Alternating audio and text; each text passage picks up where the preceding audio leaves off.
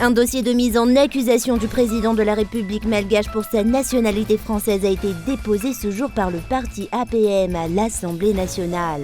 Sont inclus dans ce dossier de mise en accusation la mise en œuvre d'un scrutin public et l'enclenchement des procédures nécessaires au dépôt d'une motion de déchéance.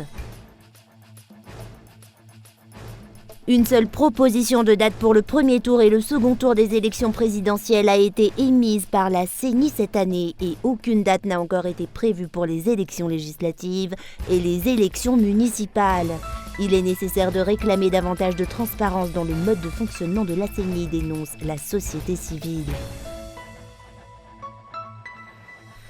À la une de l'actualité internationale en Chine, le secrétaire d'État américain Antony Blinken est reçu actuellement à Pékin par le président chinois Xi Jinping, a annoncé lundi 19 juin l'agence de presse officielle Chine Nouvelle.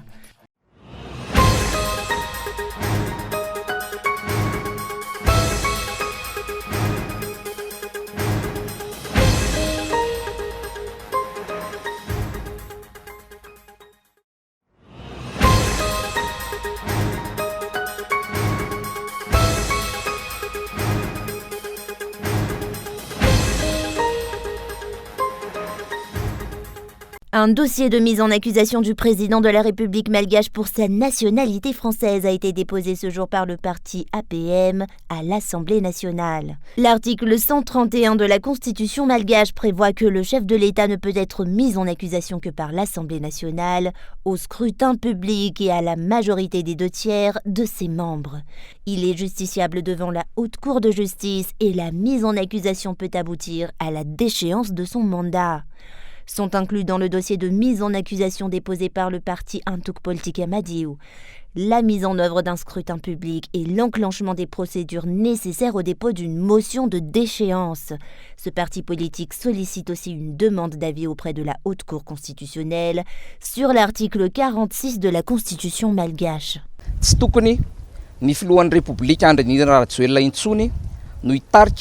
Le président Andry Rajoelina ne doit plus être aux commandes du défilé du 26 juin prochain dans le cadre de la célébration de la fête de l'indépendance suite au crime qu'il a commis et dont nous détenons des preuves. Nous estimons aussi qu'il ne devrait plus se présenter en tant que chef suprême de l'armée lors de ce défilé. Nous demandons aussi à la présidente de l'Assemblée nationale des explications concernant un article de la Constitution, vu que l'article 46 prévoit que tous les candidats aux élections présidentielles doivent avoir la nationalité malgache. La question se pose de savoir si seule la nationalité malgache est recevable ou d'autres nationalités peuvent aussi se porter candidats aux élections présidentielles du pays.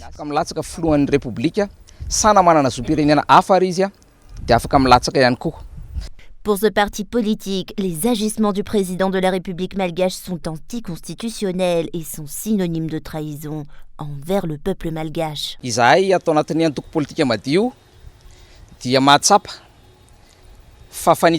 Nous, les membres du parti Untuk Politika Madiu, constatons que la situation qui prévaut est un manque de respect absolu envers la population malgache. Nous interprétons aussi les événements actuels comme étant une autre trahison envers la nation, une trahison envers le peuple et un canular à grande échelle. En dépit de cela, nous avons émis de nombreuses déclarations dès le départ, vu que nous avions déjà eu vent de sa réelle situation. En ce sens, nous avons déclaré que nous n'attendions rien de ce régime lors du premier tour des élections en 2018.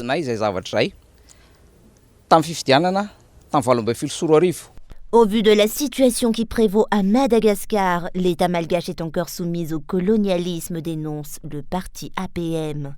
Ce parti politique lance un appel à tous les députés de Madagascar pour soutenir le dossier de mise en accusation qu'il vient de déposer ce jour à l'encontre de l'actuel président de la République de Madagascar.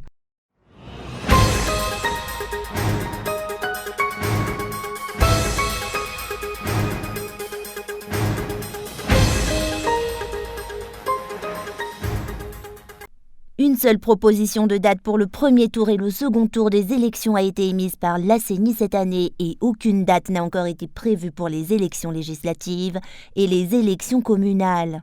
Les observateurs de la vie nationale continuent de se poser des questions sur la réelle détermination des dirigeants actuels à mettre les élections en œuvre.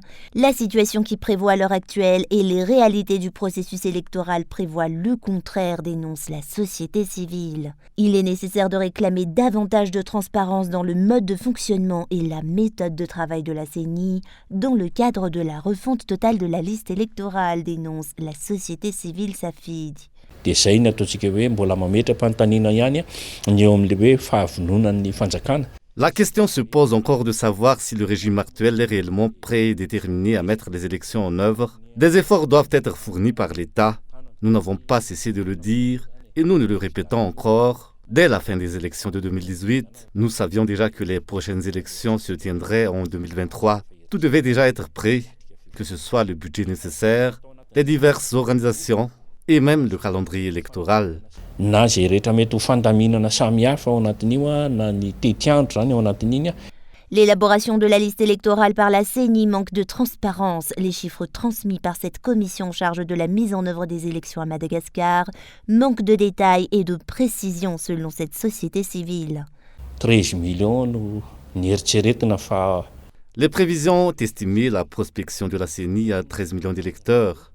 Or, la CENI déclare actuellement que la référence de 10 millions d'électeurs provient du RAL. Chacun détient une responsabilité dans le suivi et le contrôle du processus électoral selon la société civile SAFID. La méthode de travail de la CENI et des premiers responsables de cette commission requiert néanmoins un contrôle pour dissiper les doutes qui persistent vis-à-vis de la nouvelle liste électorale selon les explications reçues.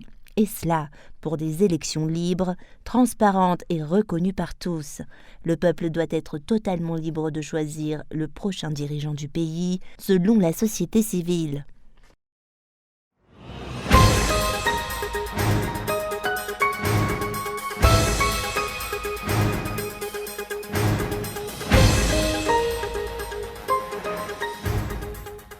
La grève générale des agents du ministère de l'Enseignement supérieur et de la Recherche scientifique, regroupés au sein du syndicat Sainte-Perse, a débuté aujourd'hui au terme d'un ultimatum de 72 heures qu'ils ont donné. Aucune solution n'a été avancée par le ministère en question concernant le non-paiement des indemnités des agents depuis maintenant 10 mois.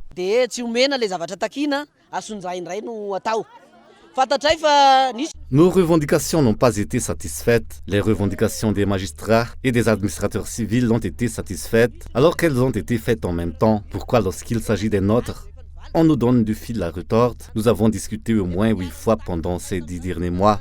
Il n'y a plus de dialogue possible. On nous humilie. La solution n'est pas de faire pression sur nous, mais de satisfaire nos revendications. C'est la seule issue pour que nous arrêtions de faire la grève. La grève générale entamée ce jour se poursuivra malgré les pressions qui ont été exercées sur les agents, explique-t-il. Nous avons même reçu des menaces de mort. Nous agirons jusqu'à ce que nos revendications soient satisfaites, car c'est notre droit. Nous avons fait preuve de sagesse. En instaurant le dialogue pendant 10 mois, ils nous ont dupés au lieu de résoudre le problème. La grève ne s'arrêtera que lorsque nous aurons obtenu gain de cause.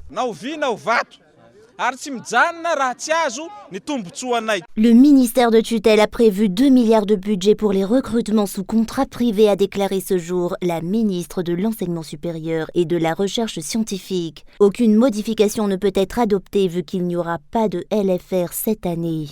La perception d'une indemnité de technicité et l'intégration de ces agents du ministère dans la fonction publique font partie de leurs réclamations principales. Des réclamations impossibles à satisfaire car contraires à la loi, selon la ministre. Recruter sous contrat privé, Ils ont tout d'abord été recrutés sous contrat privé et ces centres disposent chacun d'un statut différent. Le versement d'une indemnité de technicité n'est pas inscrit dans leur statut. Ils ne font pas non plus partie de ceux qui bénéficient de ce type d'indemnité, conformément au décret prévu qui permet le paiement d'une indemnité de technicité.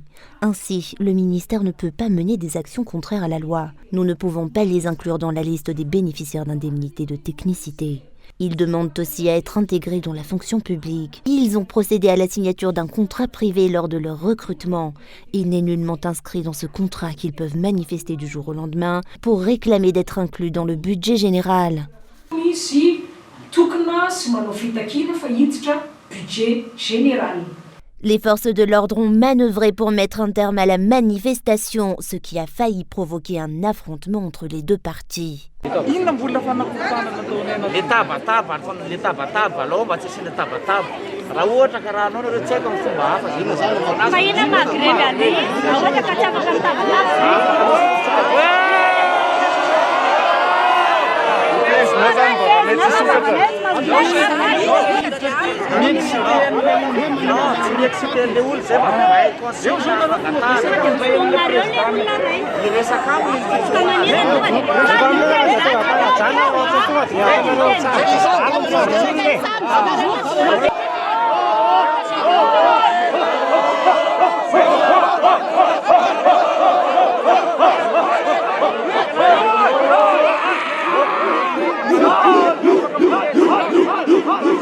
Pour rappel, la note 093-2023 du 14 juin du secrétariat général du ministère de l'Enseignement supérieur informe que la régularisation du paiement des indemnités est en cours. Aucune explication à ce sujet n'a toutefois été donnée ce jour.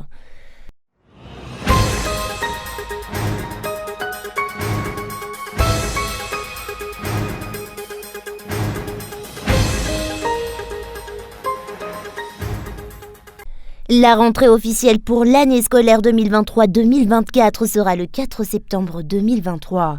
Cette nouvelle année scolaire se terminera le 28 juin 2024 selon le directeur de l'ONEP, l'Office national de l'enseignement privé. Les examens du CEPE se dérouleront comme prévu et aucun changement ne sera observé dans le calendrier scolaire. Il restera bimestriel, a-t-il déclaré ce jour.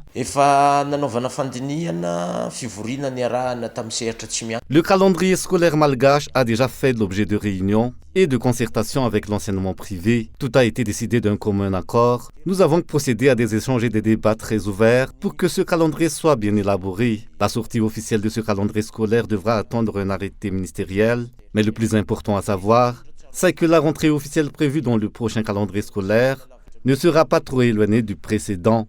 2022-2023 Les établissements privés qui suivent un calendrier scolaire différent de celui délivré par le ministère de tutelle ne respectent pas la loi selon les explications reçues. Les examens du CEPE feront encore partie des examens officiels lors de la prochaine année scolaire, contrairement aux rumeurs qui se sont récemment propagées en société malgache. Ils ont déjà été inclus dans le calendrier scolaire 2023-2024.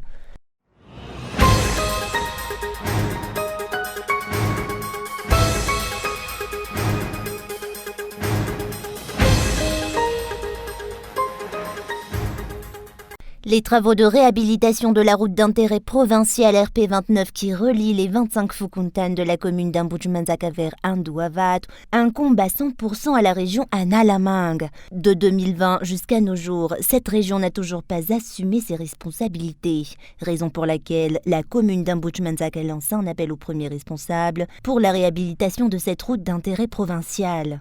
Aucune réponse favorable de la part de la région Analamang n'a encore été émise, en dépit des demandes répétitives de cette commune. Presque l'intégralité de la RP29 est pourtant en très mauvais état. Nous constatons tous les mauvais états de cette route d'intérêt provincial, en départ du pont vers Anduavat. L'entretien et la réhabilitation de cette route est à 100% la responsabilité de la région. En ce sens, nous continuons de lancer un appel à la région d'Analamang, bien qu'une réponse n'ait été émise jusqu'à ce jour. Le piteux état de la route d'intérêt provincial RP29 qui relie les 25 Fukuntan de la commune d'Ambujmanzaka jusqu'à Anduavat génère de nombreux problèmes, dénonce le maire d'Ambujmanzak. Sa réhabilitation n'est pourtant pas du ressort de cette commune, selon les explications. Le RP29 allant du pont à Anduavat s'est totalement détérioré. Cela génère actuellement des embouteillages et des retards pour la population. Si vous partez de Maïs pour rejoindre au pont, ce trajet se fait normalement en 10 minutes. Or, il dure désormais 30 minutes. Aux nids de poules, aux embouteillages et aux problèmes de circulation s'ajoute aussi le grand nombre de citoyens qui empruntent cette voie. Les véhicules, les motos, les bicyclettes et les charrues en tout genre qui doivent tous passer par la RP29 et sont tous frustrés par cette situation.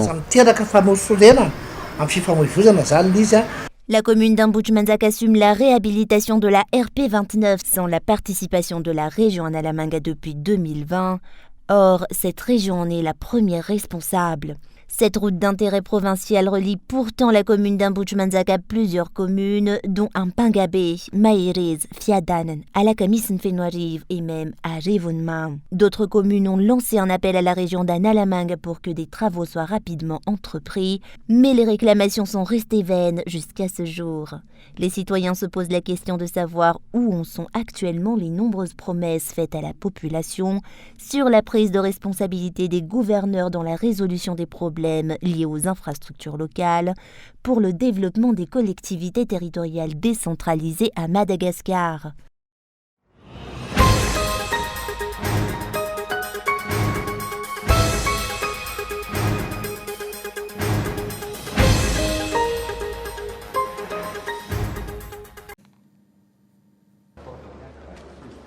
Cette poignée de main est un événement en soi. Anthony Blinken est le premier secrétaire d'État américain à se rendre en Chine depuis 5 ans. Une visite pour amorcer un dégel diplomatique entre les deux superpuissances, comme il l'expliquait avant son arrivée. Si nous voulons nous assurer que la compétition que nous avons avec la Chine ne tourne pas au conflit, il faut commencer par communiquer. Ce voyage était d'abord prévu pour février. C'était sans compter sur l'affaire du ballon chinois abattu au-dessus du sol américain. Depuis, les relations se tendent, les points de friction s'accumulent. Soupçons d'espionnage, relations de Pékin avec Moscou, restrictions américaines en matière d'échanges commerciaux. Mais le principal contentieux est Taïwan, territoire que la Chine considère comme l'une de ses provinces. Pour les États-Unis, Taïwan est une démocratie qui doit être préservée. Ils ne soutiennent pas l'indépendance d'un État taïwanais, mais selon eux, Taïwan ne devrait redevenir chinois que si les Taïwanais le veulent. Un sujet que le chef de la diplomatie chinoise aurait abordé avec Anthony Blinken. Bien qu'aucune percée concrète ne soit attendue, le secrétaire d'État américain a proposé à Qin Gang de se rendre à Washington. L'invitation a été acceptée et une date doit être programmée.